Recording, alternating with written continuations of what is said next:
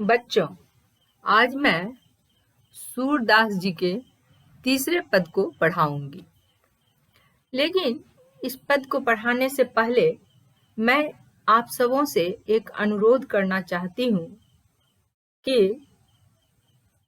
मेरे इस वीडियो को शेयर करके उन बच्चों तक पहुँचाने का कष्ट करें जो बच्चे बच्चियाँ कोचिंग तक नहीं पहुँच पाते हैं। यदि यह वीडियो उन तक पहुँच जाता है तो मैं समझूंगी कि मेरी मेहनत सफल हो। धन्यवाद। अब मैं सूरदास जी के पद को पढ़ती हूँ पहले, उसके बाद फिर उसका अर्थ बताऊंगी। प्रस्तुत पद कृष्ण भक्त महाकवि सूरदास जी द्वारा रचित है। यह पद सूरसागर पुस्तक के भ्रमर गीत से है। जैसा कि आप जानते हैं कि कृष्ण के मथुरा गमन के बाद गोपियां कृष्ण के वियोग में व्याकुल हो जाती हैं। मथुरा में कृष्ण भी गोपियों से दूर होकर अत्यंत दुखी रहते हैं। वह अंतर्यामी थे, अतः वह मथुरा में रहकर भी गोपियों की विरह व्यथा को समझ रहे थे। गोपियों की विरह की अग्नि को शांत करने हेतु कृष्ण अपने मित्र को ब्रज गोपियों के पास भेजते हैं और उससे कहते हैं कि हे सखा, अपनी योग ज्ञान देकर तुम ब्रज बालाओं को समझाना और मेरी याद को उसके हृदय से निकाल बाहर करना। उद्धव ब्रज आते हैं और गोपियों को योग का ज्ञान देने का प्रयास करते हैं, किंतु गोपियां उनकी एक नहीं सुनती। सूरदास जी के इस तीसरे पद में गोपियां क्या कहती हैं, मैं इसे अब पढ़ती हूँ और इसका अर्थ, भाव, अलंकार को आपको समझाने का भरसक प्रयत्न करती हूँ। पहले मैं पद को पढ़ती हूँ। हमारो हरि हारिल की लकड़ी, हमारो हरि हारिल की लकड़ी, मन क्रम बचन नंद नंदन उर, यह दृढ़ करी पकड़ी। जागत सोवत स्वप्न दिवस निसी, कान्हा कान्हा जकरी, सुनत जोग लागत है ऐसो, ज्यों करुई ककड़ी। सूतो व्याधि हमको ले आए, देखी सुनी न करी, यह तो सूर तिन्ही लय सौंपो, जिनके मन चकड़ी। अब देखिए, हमारे हरिल, हमारो हरि हरिल की लकड़ी। हरिल एक पक्षी है जो हमेशा अपने पाँव में, पंजे में एक लकड़ी पकड़ी हुई रहती है। वो पक्षी हर हमेशा एक लकड़ी को पाँव में ऐसे फंसाए रहता है।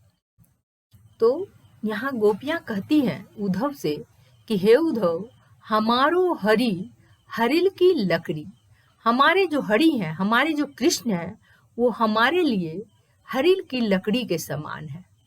मन क्रम बचन नंद नंदन उर, यह दृढ़ करी पकड़ी।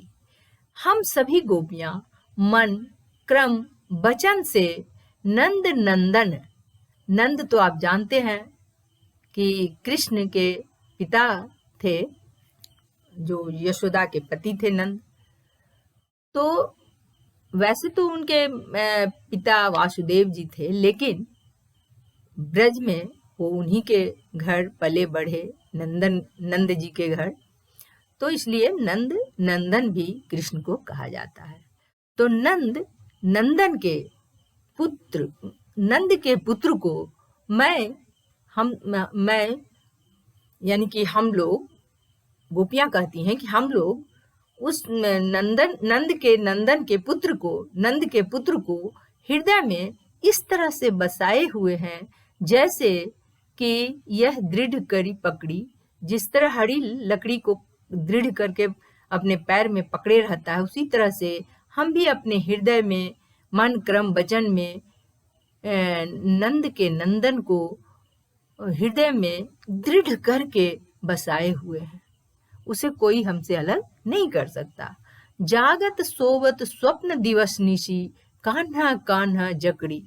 हम जागते सोते स्वप्न में, दिन में, रात में, बस सिर्फ कृष्ण और कृष्ण की जाप करते रहती हूँ, रटती रहती हूँ, कृष्ण कृष्ण ही रटती रहती हूँ। सुनत जोग लागत है ऐसो ज्यूं करोई ककड़ी। तुम्हारे जोग की बातें सुनकर, तुम्हारे निर्गुण की बातें सुनकर मुझे ऐसा लगता है कि जैसे यह कोई कड़वी ककड़ी हो।